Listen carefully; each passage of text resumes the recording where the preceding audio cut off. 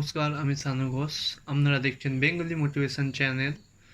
আজ আমরা শিখব how to make any habit, কিভাবে আমরা একটা নতুন অভ্যাস তৈরি করব। এবং আমরা সবাই জানি একটা নতুন অভ্যাস তৈরি করা করতে পারলে আমরা আমাদের জীবনে কতটা সাকসেসফুল হব। অ্যাজ ওয়াইজ আমরা যদি হেলথকে দেখি, আমরা সবাই জানি এক্সারসাইজ আমাদের জীবনে খুবই ইম্পর্টেন্ট জিনিস। বাট আমরা এক্সারসাইজকে কন্টিনিউ করতে পারি না আমাদের লাইফে। এটা কেন হয়? কারণ আমরা যখন এক্সারসাইজ করব, আমরা যখন ভাবি আমরা কাল থেকে এক্সারসাইজ করব, তখন আমরা একটা আনরিয়েলিস্টিক গোল সেট করি, কাল আমি 2 ঘন্টা এক্সারসাইজ করব। বাট প্রথম 2-3 দিন তো ঠিক আছে, 2 ঘন্টা করে এক্সারসাইজ করলাম, তারপরে সেই জিনিসটা আমরা আর কন্টিনিউ রাখতে পারি না। এবং এই কন্টিনিউ রাখার জন্য আমাদের একটা রিয়েলিস্টিক গোলস নিজেদের জন্য বানাতে হবে। কাল আমি এক্সারসাইজ করবো 15 মিনিটস বা 10 মিনিটস, বাট আমি এটা রোজ করব।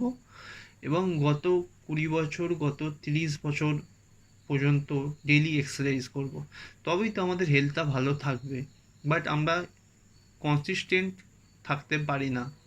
আমরা নিজেদেরকে এক্সকিউজ দিই যে আমরা আজ একদিন না করলে কি হবে, এই রকম, আজ আমি খুব টায়ার্ড, আজ ঘুম ভাঙছে না, এই রকম আরও অনেক এক্সকিউজ দিই। আমরা আমাদের নিজেদেরকে যেরকমভাবে বোকা বানাই, আমরা অপরকে সেই রকমভাবে কোনোদিন বোকা বানাই না।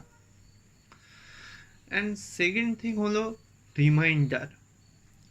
কারণ কি হয়, আমরা যখন আমাদের একটা গোল সেট করি, সেই গোলটাই আমাদের মাইন্ড থেকে স্কিপ হয়ে যায়।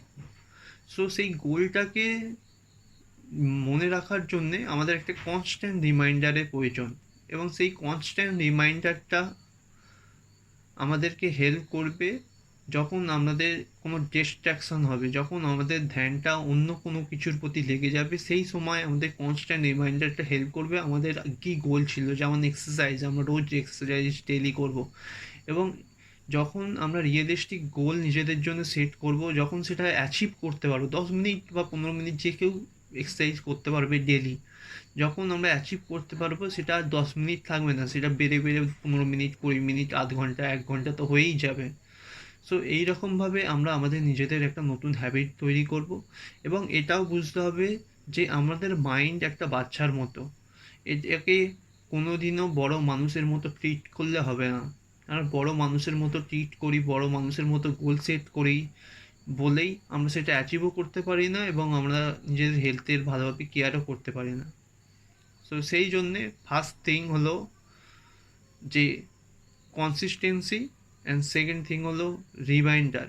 কারণ আমাদের জীবনে অ্যাক্টিভিটিটা বেশি ইম্পর্টেন্ট, এক্সাইটমেন্টের চেয়ে অ্যাক্টিভিটি বেশি ইম্পর্টেন্ট। তো ধন্যবাদ, থ্যাংক ইউ সো মাচ।